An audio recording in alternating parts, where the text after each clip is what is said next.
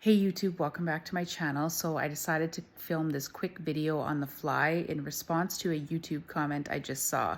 And the comment was to a video about how distraction is a key component in recovery from psychiatric drug withdrawal and adverse reactions. But to me, there was a very important distinction that was missed in the video, and that's the difference between active distraction and passive distraction. So in my first withdrawal, I was not able to distract at all. My mental symptoms were so bad and they just penetrated into my consciousness at every waking moment of the day. And then in my second withdrawal, it was the same thing in the acute phase, but eventually things broke up into waves and windows for me. And I was able to distract, but only with something that was active. So what do I mean by that? Well, passive distraction to me is something that doesn't involve a lot of thought processes. It doesn't involve a lot of engagement, and it doesn't require much interaction, if any. So this could be things like watching TV or aimlessly scrolling on your phone, or something just like taking a bath or having a shower, or even just walking if you're doing it by yourself.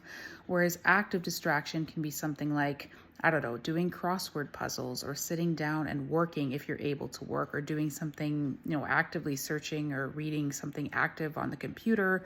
Or it could be, but sometimes reading can fall into passive as well, or even playing a video game that requires a lot of concentration and focus. Or it could be engaging in exercise that has a group component or a social component. Or it could be talking to someone. And I'm not just talking about, engaging in conversation about drug withdrawal or drug damage, or with other people in this community, although that can be a form of active distraction. But what's even better is if you're talking to someone, about something nostalgic or something that you're maybe passionate about, or you used to be passionate about, and that involves more of those thought processes in the brain. And that can be really effective for taking your mind off of physical sensations or sometimes even mental symptoms.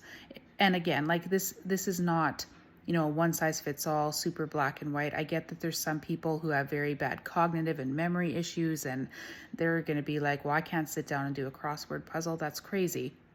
Or there's other people, if your symptoms are very severe or you're in a very acute phase, then sometimes distraction is absolutely impossible. But when people tell me, I'm unable to distract, I often will ask them, well, what kind of a distraction are you engaged in? And they will kind of start to talk like it's a differentiation thing. And they'll say, yeah, like when I'm doing certain things, it does sort of help. And I'll say, well, that is more like an active distraction. So I think there's an important distinction there. And this can be different for different people, but that's just what I've found. Like the more thought processes, the more interaction and engagement that's required, the better. So I don't know, let me know your thoughts in the comments. Are you able to distract? What phase of your recovery are you in? Do you think there's a distinction and a difference between active and passive distraction? I wish I could find, or I could remember where I read. There was a study that I read, I believe is on PubMed, but it was a while ago, on someone who had akathisia.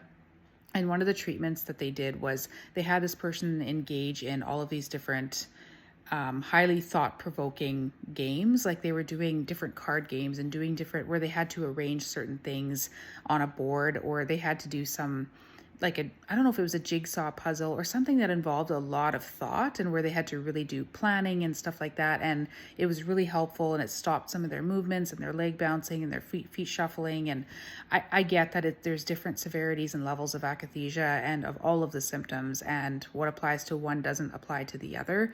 But I'm just curious to know your thoughts, and let me know in the comments what you think. Do you think there's a difference? Do you think that it matters in this? I'm just curious to know what you think. So let me know in the comments. Take care, everyone.